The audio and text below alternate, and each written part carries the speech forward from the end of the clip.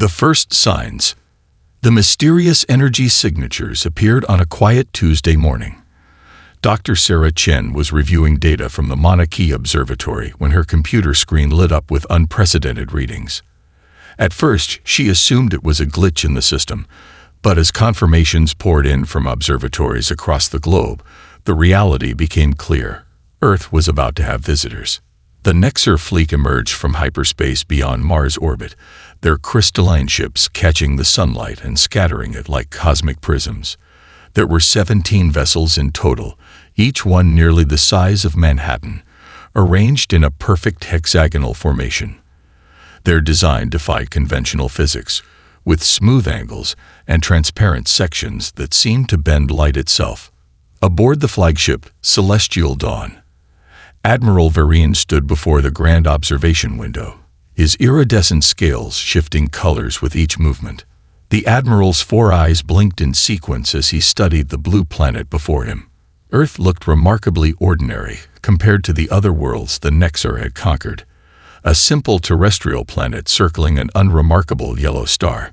"Supreme Command will be pleased," Vereen said, his translator converting his harmonic tones into standard Nexar speech. The species appears to be in their early space exploration phase. No significant orbital defenses detected. Science Officer Pelnar approached with a data crystal in her slender hands. Her movement was characteristically graceful, as expected from a species that evolved in the light gravity of their homeworld. "Admiral, our preliminary scans show some unusual readings regarding the planet's mass and gravitational field." Vereen dismissed her concern with a wave of his secondary appendage. "Have engineering run a diagnostic on the sensors? After 47 successful planetary acquisitions, I doubt this primitive world will present any unique challenges." The bridge crew continued their preparations, each member moving with a practiced efficiency that had made the Nexar fleet legendary. Their civilization had spent millennia perfecting the art of planetary integration, as they preferred to call it. Their technology was centuries beyond anything humanity had achieved, from their quantum-locked computers to their gravity manipulation drives. Deep in the flagship's engineering section, Junior Technician Kress frowned at his readouts. The gravitational measurements weren't making sense. According to the instruments, Earth's gravity was nearly 40% stronger than their homeworlds. He ran the calculations 3 times before deciding to report his findings. "Engineering to command," Kress transmitted, requesting verification of planetary mass calculations. "Denied," came the immediate response.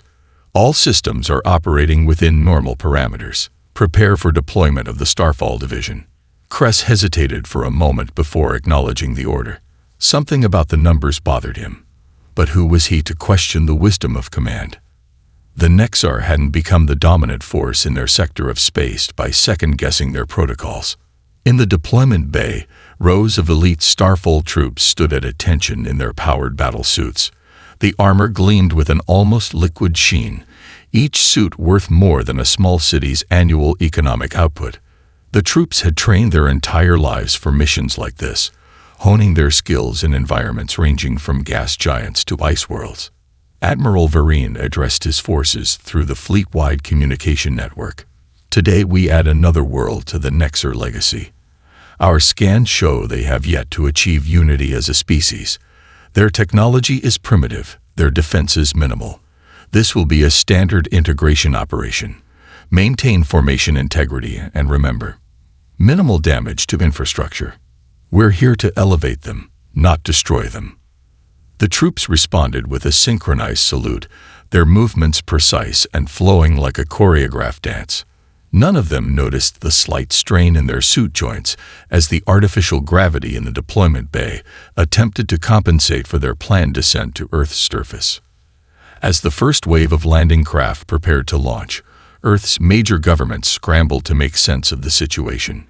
Emergency meetings were called, military forces were mobilized, and civilians around the world pointed their phones at the sky to capture images of the crystalline fleet that had appeared among the stars.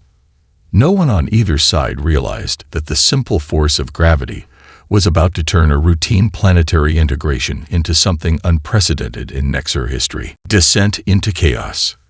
The Nexar's landing crafts detached from the fleet with their usual geometric precision. 100 vessels, each carrying 30 members of the elite Starfall division, began their carefully choreographed descent toward Earth.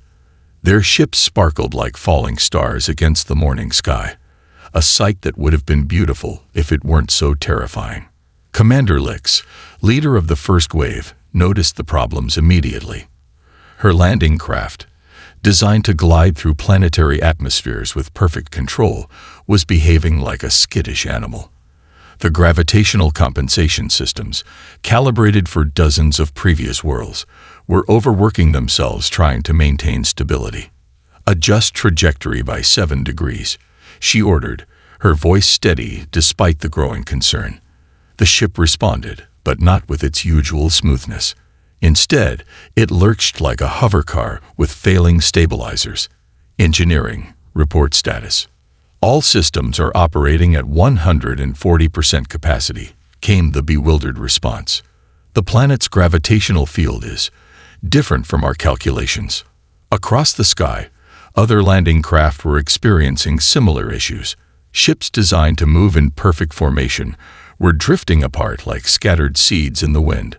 Some pitched forward too steeply, while others seemed to float as their systems overcompensated for the unexpected gravitational pull. The first major incident occurred over Kansas. Landing Craft 17 suddenly spun into a spiral, its gravity drives screaming in protest. The pilot managed to regain control, but not before executing 3 perfect loops that local news stations would replay for weeks. Their eventual landing site turned out to be in the middle of a wheat field, creating an intricate pattern of circles that UFO enthusiasts would debate for years to come. Commander Lix watched in horror as her perfect formation dissolved into chaos. Landing Craft 33 drifted off course and settled gently into a shopping mall parking lot, crushing several empty cars, but remarkably leaving the nearby fast food restaurant untouched. Landing Craft 45 found itself stuck in the branches of a massive sequoia tree, its advanced technology rendered helpless by simple wood and leaves. "This is impossible," Lix muttered, wrestling with her own controls. The ship's artificial intelligence, normally capable of handling landing procedures automatically, had given up and switched to manual control. Their sensor readings made no sense. The gravity seemed to shift and pull in ways their systems had never encountered. Back in orbit, Admiral Vereen received the increasingly frantic reports from his landing forces. The Nexar prided themselves on precision and grace, but the scene unfolding below looked more like a chaotic dance performance than a military operation. "How many ships have achieved proper landing?" he demanded. 27 confirmed successful landings, his officer reported. 43 are improvising their landing sites. The rest are still attempting to stabilize their descent. A particularly concerning report came from Landing Craft 88, which had somehow ended up floating in the middle of Lake Michigan. The ship's gravity drives, trying to compensate for both the planet's pull and the water's buoyancy, had created a mysterious whirlpool that local authorities were already trying to rope off from curious voters. Commander Lix finally managed to land her craft in what appeared to be a baseball field. The landing wasn't terrible, but it was far from the Nexar standard of perfection. As she prepared her troops for deployment, she couldn't shake the feeling that something fundamental had been overlooked in their invasion planning. The local humans, rather than fleeing in terror, seemed to be gathering around the landing sites with devices in their hands. Many were pointing and laughing. The universal translators picked up phrases like "worst alien invasion ever," and "maybe they should have checked Google Earth first."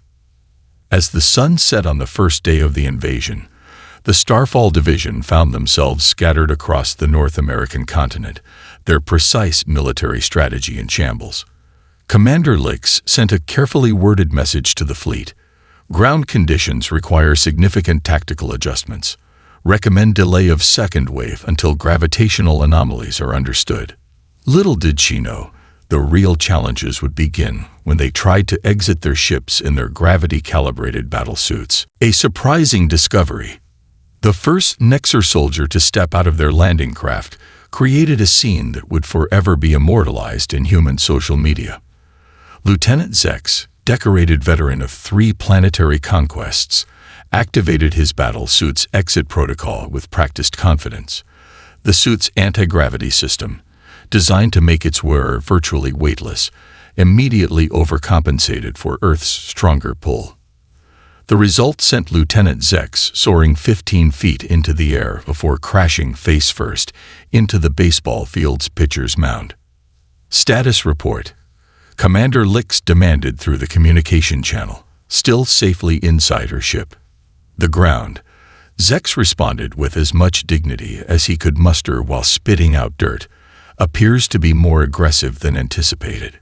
Across the continent, similar scenes unfolded as the Starfall Division attempted to begin their ground operations.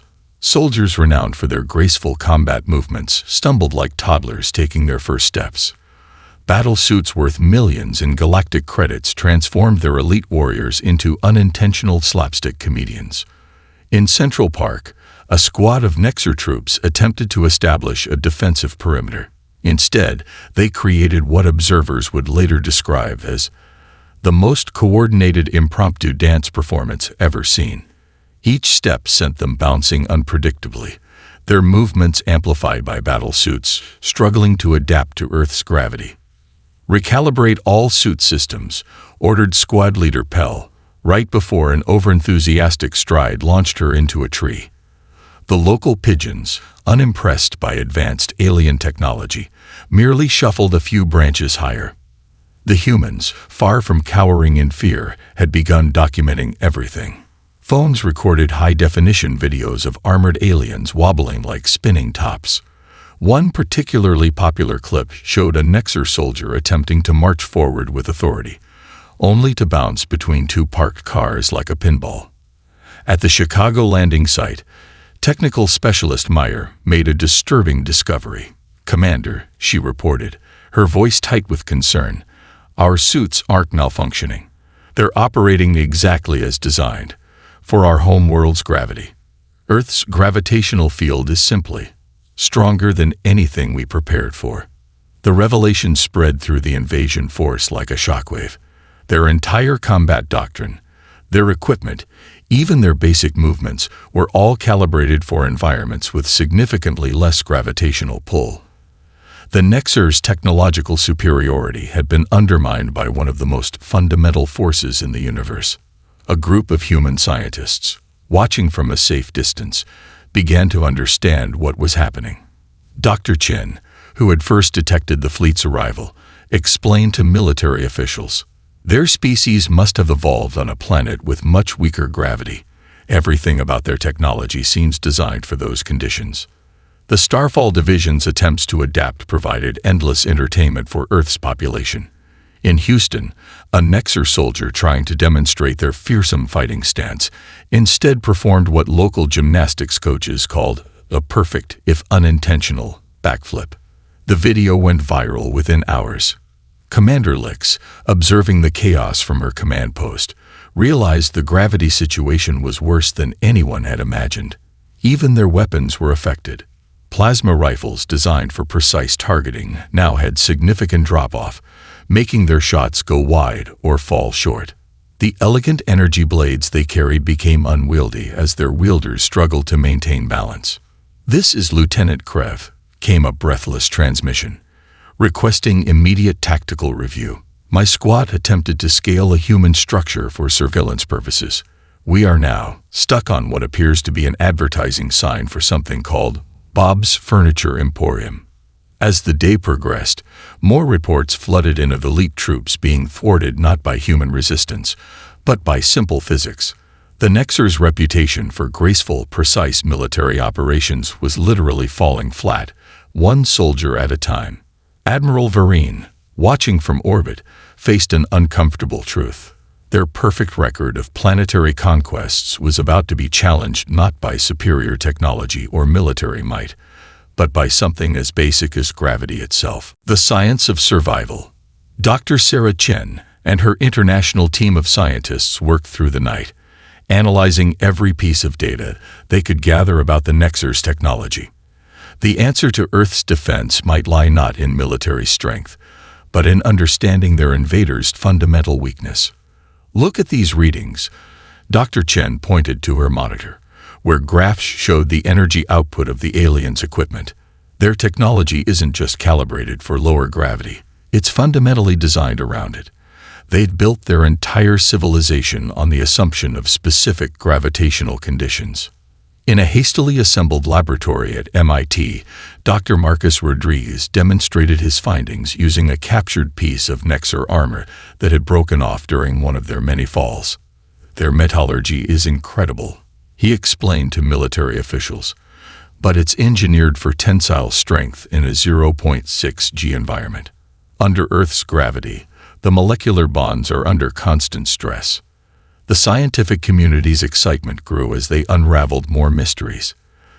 The Nexus' seemingly advanced anti-gravity technology wasn't designed to counter strong gravitational fields. It was made to fine-tune and adjust already weak gravity. On Earth, these systems were operating far beyond their intended parameters. It's like bringing a rowboat to navigate a Class V rapid. Dr. Rodriguez explained, earning understanding nods from the military brass. Their technology isn't less advanced, it's just specialized for completely different conditions. Meanwhile, at the Pentagon, analysts reviewed footage of the Nexus' failed combat demonstrations. Their movements, so awkward on Earth, painted a picture of a species that evolved in an environment where jumping great distances was normal and falling carried less risk. Their combat techniques relied on this mobility, making them nearly useless under Earth's stronger pull.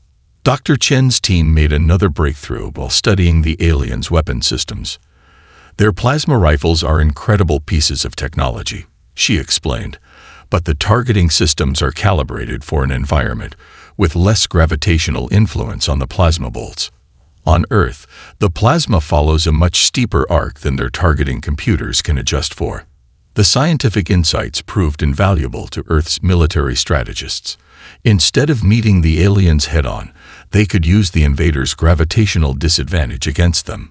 Plans were drawn up to force the Nexus into situations where Earth's gravity would work against them most effectively. At NASA's Jet Propulsion Laboratory, scientists began reverse engineering the principles behind the Nexus' gravity-dependent technology. Understanding their limitations helps us understand their capabilities, Dr. Chen noted. Their ships aren't designed to land in our gravity. They're designed to barely touch down in much weaker fields. The breakthrough came when a young physicist noticed something in the Nexus ship design. Their vessels weren't just struggling with Earth's gravity. They were actively fighting it. The energy required to keep their ships stable in Earth's gravity was draining their power supplies at an alarming rate. They can't maintain this forever, she explained to her colleagues. Their entire energy distribution system is based on having power to spare in a lower gravity environment. Here, they're burning through resources just trying to stay upright. As if to prove her point, reports came in of several Nexus ships powering down non-essential systems to maintain their gravity compensation. The fearsome invasion fleet was being forced to choose between keeping their lights on and keeping their ship stable. Dr. Chen presented the complete findings to the United Nations Security Council. We don't need to outfight them, she concluded. We just need to let physics do the work for us. Every moment they spend in Earth's gravity weakens their position. The council members exchanged looks of cautious optimism. Humanity had found its advantage not through superior firepower or advanced technology, but through the simple, unchangeable fact of Earth's gravitational pull. As the meeting concluded, Dr. Chen received an urgent message. The Nexus were attempting to adapt their equipment to Earth's conditions, but their modifications weren't going as planned. The real question now was, would they realize their disadvantage and retreat, or would pride drive them to continue their increasingly unstable invasion? Learning to adapt. The Nexus' finest engineers gathered in Landing Craft 17, which had become their makeshift adaptation center. Surrounded by dismantled battle suits and scattered components, they faced their greatest technical challenge yet, modifying their advanced technology to work in Earth's stubborn gravitational field. Increase power to the gravitational compensators by 30%. Chief Engineer Rel instructed, watching as a test subject attempted to walk in a modified battle suit. The soldier managed 3 steps before the suit's joints locked up, leaving them frozen in a position that looked like an interrupted dance move. Commander Lix received hourly reports of the modification attempts, each one more discouraging than the last. Their weapons, initially precise instruments of war, had been stripped down to their basic functions. The elegant plasma rifles now required manual compensation for gravitational drop, turning their elite soldiers into amateur ballistics calculators. "We've modified the suit's mobility systems," one engineer reported, pride creeping into his voice. The demonstration that followed started promisingly. The soldier remained firmly on the ground. However, when they attempted to turn, the suit overcompensated and sent them spinning like a malfunctioning top across the wheat field. In orbit, Admiral Vereen faced mounting pressure from the fleet's command. The Nexer's reputation for swift, efficient planetary integration was being undermined with each passing hour. Social media platforms across Earth were flooded with videos of their troops' unsuccessful adaptation attempts, some set to unfortunately catchy music. The breaking point came during an attempted show of force in Central Park. A squad of Nexer soldiers, equipped with newly modified battle suits, planned to demonstrate their adapted combat capabilities. The demonstration began well enough. The troops managed to march in formation without any unplanned acrobatics. Then they tried to run. The modified suits, attempting to compensate for Earth's gravity, created an effect that one observing physicist compared to trying to sprint in moon boots while wearing a backpack full of angry squirrels. The squad's dignified charge devolved into what would later be described as the most coordinated stumbling ever recorded. "We must adapt," Commander Lix insisted during an emergency meeting with her officers. "Our ancestors conquered the challenges of space travel. Surely we can master this planet's gravity." Her inspiring speech was somewhat undermined when she leaned against a table that promptly collapsed under Earth's stronger pull. The engineers made progress, albeit not the kind they hoped for. They managed to modify their communication systems to work reliably under stronger gravity, which meant they could now coordinate their mishaps with perfect clarity. The targeting systems for their weapons were adjusted, though accuracy remained a problem when the shooter couldn't maintain a stable stance. Even their most basic equipment needed rethinking. The Nexer's standard-issue data tablets, designed to float conveniently beside their users, had to be modified with primitive straps to prevent them from crashing to the ground. One engineer successfully created a gravity-compensating chair, but it could only maintain stability if the user sat perfectly still and thought peaceful thoughts. Dr. Chen and her team observed these adaptation attempts with professional interest. "They're trying to fight physics," she noted. "Instead of adapting to Earth's gravity, they're burning through tremendous amounts of energy, trying to recreate their homeworld's conditions." The Nexer troops began developing new protocols for their modified equipment. Walking became a carefully choreographed exercise in weight distribution. Combat maneuvers were revised to account for the fact that their trademark acrobatic fighting style was now more likely to injure the attacker than the target. As the day drew to a close, Commander Lix reviewed the progress reports. The modifications had achieved some success. Their troops could now move without immediate disaster. However, the energy cost of maintaining these adaptations was astronomical. Each modified suit required the power equivalent of a small city's daily consumption just to provide basic mobility. Admiral Vereen received the final assessment with growing concern. The Nexer could adapt their technology to work on Earth, but at what cost? Their elegant solutions had been replaced by crude workarounds, their graceful movements reduced to careful shuffling. The question now wasn't whether they could adapt, but whether their pride would let them admit that some adaptations weren't worth the cost. Turning the tide. Earth's coordinated response began not with a bang, but with carefully planned precision. Military strategists had studied the Nexar's gravitational weaknesses, and now it was time to put their knowledge into action. The first phase started at dawn, when United States Marines approached a Nexar position outside Seattle. Instead of charging directly at the aliens, the Marines employed an unusual tactic. They positioned themselves on higher ground and waited. The Nexar troops, their modified battle suits whining with the effort of maintaining stability, attempted to advance uphill. The result was exactly what Earth's commanders had predicted. Like watching someone try to run up a water slide, Lieutenant Sarah Martinez reported, as the alien soldiers struggled against both gravity and slope. Their usually fearsome plasma weapons, already suffering from gravitational drift, became nearly useless at the awkward angle. Each shot sailed harmlessly over the Marines' heads, creating spectacular but ineffective light shows. Similar scenes played out across the globe. In the Swiss Alps, mountain warfare specialists led the Nexar forces on a frustrating chase through terrain that challenged even humans adapted to Earth's gravity. The aliens' advanced technology proved meaningless when every step required careful calculation to avoid tumbling down the mountainside.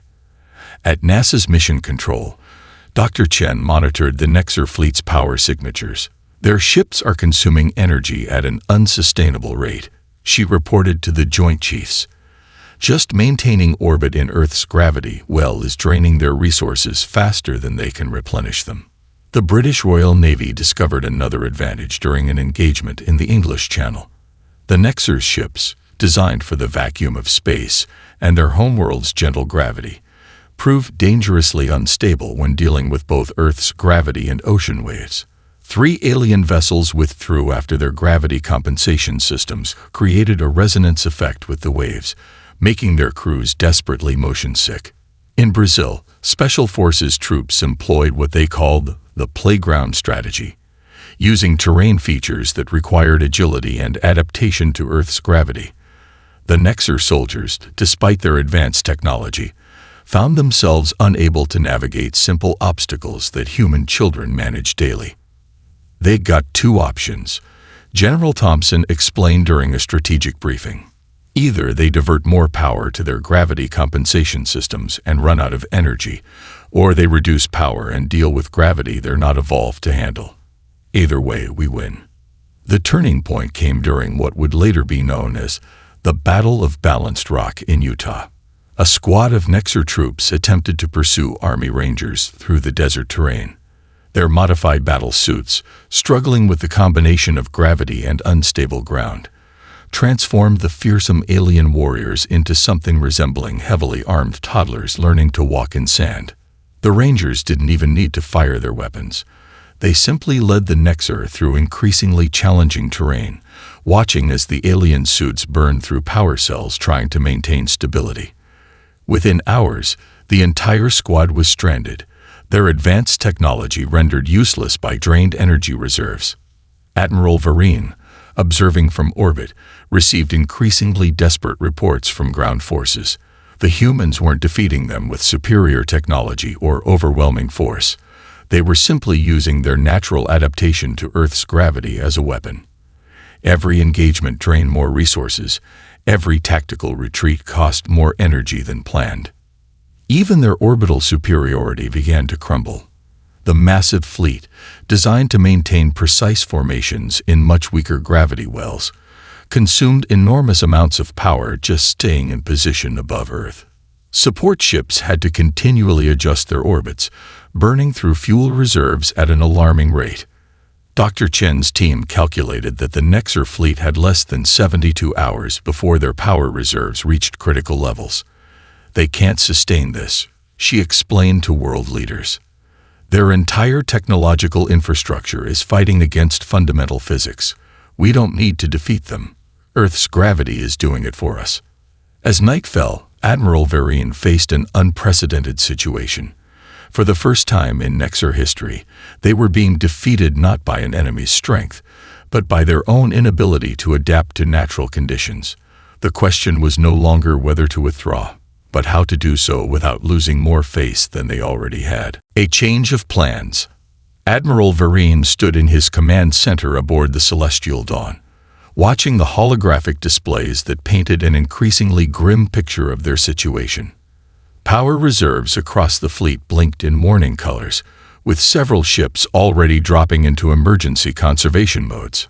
Supreme Command must be informed, his second-in-command suggested delicately. The words hung in the air like a heavy fog. In the Nexer's entire history, they had never retreated from a planetary integration. Their perfect record was about to be broken by something as simple as gravity. The first signs of mutiny appeared in the ground forces. A squad leader in Australia simply sat down in their power-depleted battle suit and declared, "The ground is too heavy here. I did not train for heavy ground." Their entire unit followed suit, creating an unintentionally comical scene of advanced alien warriors sitting cross-legged in powered armor, looking like tired children after a long day at play. Commander Lix faced her own crisis as more troops began experiencing what the medical team termed gravity fatigue. Their bodies, evolved for a much gentler gravitational pull, were burning through energy reserves almost as quickly as their equipment. Even the modified battle suits couldn't compensate for simple evolutionary biology. "We could request additional resources," someone suggested during the emergency council. The suggestion was met with silence. Everyone knew that bringing more ships would only mean more vessels struggling against Earth's gravity well. It would be like trying to empty the ocean with a sieve. The evacuation order, when it came, created new problems. The Nexer's landing craft, already struggling with Earth's gravity, now had to fight against it to reach orbit. What should have been a graceful withdrawal threatened to become an embarrassing display of technological failure. "Reduce all non-essential systems to minimum power," Admiral Vereen commanded. "Divert everything to gravity compensation and propulsion." Throughout the fleet, ships dimmed as power was rerouted. The Nexer's once brilliant vessels now looked like a collection of tired stars. The first attempt at evacuation proved disastrous. Landing Craft 23, its gravity drive straining against Earth's pull, managed to achieve what observers would later describe as the most elegant crash cover ever seen. The ship moved upward at the approximate speed of a cautious turtle, while its crew inside experienced what humans would call the world's slowest roller coaster. Dr. Chen and her team, monitoring the situation, realized the Nexer faced a serious problem. Their ships need significant power to break free of Earth's gravity well, she explained to military officials. But they burned through so much energy fighting gravity on the ground that they barely have enough left for the evacuation. The solution came from an unexpected source. Several Earth nations offered to help coordinate the Nexer withdrawal, not out of kindness, but to ensure the aliens actually left. Human scientists provided data about optimal launch trajectories and gravitational assists that could help the struggling ships reach orbit more efficiently. Admiral Vereen, swallowing his pride, accepted the assistance. The evacuation transformed from a military withdrawal into something resembling a complex ballet, with human air traffic controllers helping alien ships navigate Earth's gravity with minimum power expenditure. The sight of Nexer ships being essentially taught how to leave Earth by humans would have been humiliating if it hadn't been so necessary. Some vessels required multiple attempts to achieve orbit, each try accompanied by helpful suggestions from Earth's space agencies about thrust vectors and gravitational efficiency. As the last ground forces were retrieved, Commander Lix made a final log entry. "Earth's gravity has accomplished what no enemy fleet ever could. It has taught the Nexer the meaning of humility." Her words, intercepted by Earth's communication systems, would later become a favorite quote in physics textbooks. The withdrawal took 3 full days. Each ship had to be carefully guided out of Earth's gravity well, their remaining power carefully managed to ensure they could rejoin the fleet in orbit. The humans, showing either kindness or a refined sense of irony, provided a constant stream of helpful navigational data. Admiral Vereen watched the last ship dock safely with the fleet. Their perfect record was broken, but they had gained something perhaps more valuable. The knowledge that sometimes the most powerful force in the universe wasn't advanced technology, but simply the natural laws of physics themselves. 6 months after the Nexar fleet's departure, Earth's scientific community gathered in Stockholm for an unprecedented conference. Dr. Sarah Chen stood at the podium, presenting the complete analysis of what the media had dubbed the gravity incident. Behind her, screens displayed the wealth of data collected during humanity's first contact with alien life. The Nexar's technology wasn't inferior, she explained to the packed auditorium. In fact, their engineering was remarkable. They had perfectly mastered space travel, energy manipulation, and artificial gravity control, all calibrated for their home environment. Their only failure was assuming that their solution was universal. The conference had drawn scientists from every field. Evolutionary biologists discussed how the Nexar's physiology reflected their homeworld's conditions. Engineers marveled at the elegance of their gravity compensation systems, even while noting their fundamental incompatibility with Earth's environment. Back on their homeworld, the Nexar were undergoing their own revolution in thinking. Admiral Vereen, instead of facing disgrace, had been promoted to head a new division focused on gravitational adaptation research. The failure at Earth had revealed a critical blind spot in their civilization's approach to space exploration. Our advancement made us forget something fundamental, Vereen wrote in his widely circulated report. We built an interstellar civilization believing we had conquered gravity, when in truth, we had only mastered our own version of it. Earth taught us that true space-faring species must adapt to new conditions, not try to impose their own. The incident sparked a renaissance in human space research. Scientists realized that if the Nexar struggled with Earth's gravity, humans might have a similar advantage in exploring worlds with weaker gravitational fields. NASA and other space agencies began developing technology that worked with gravitational differences rather than against them. Commander Lix, now teaching at the Nexar Military Academy, had completely revamped their planetary operations training. Before attempting to integrate a new world, she instructed her students, first understand its fundamental nature. The strongest enemy isn't always the one with the best weapons. Sometimes it's the planet itself. Earth's reputation in the galactic community shifted dramatically. From being seen as a primitive backwater world, it became known as the planet that taught the Nexar humility. Other spacefaring species, learning of the incident, began approaching Earth with more caution and respect. Dr. Chen's team made another fascinating discovery while studying the data left behind. The Nexar's failed invasion had accidentally provided humanity with invaluable information about adapting technology for different gravitational environments. This knowledge would prove crucial as humans began planning their own ventures into space. We learned more from their failure than we might have from their success, Dr. Chen noted in her concluding remarks. They showed us that the path to the stars isn't about overpowering nature. It's about understanding and working with it. The Nexar, showing remarkable adaptability, proposed a scientific exchange program. Their engineers would collaborate with Earth's scientists to develop new technologies capable of functioning efficiently across different gravitational environments. What began as an invasion had transformed into an opportunity for mutual growth. 1 year after the withdrawal, a single Nexar ship returned to Earth's orbit. This time, it was specially designed to operate in stronger gravity. The vessel carried scientists and diplomats instead of warriors, its crew trained to respect and work with Earth's conditions rather than fight against them. As human and Nexar scientists began their collaboration, a new understanding emerged. The universe, they realized, wasn't divided into advanced and primitive civilizations. Instead, each species had evolved to master their own corner of space, developing technology perfectly suited to their home conditions. The last entry in the official record of the gravity incident came from a joint human-Nexar research paper. In our quest to reach the stars, we must remember that adaptation is not weakness, and understanding is not surrender. Sometimes, the greatest technological advancement comes not from imposing our will upon the universe, but from learning to dance with its fundamental forces. Earth's gravity had not just repelled an invasion.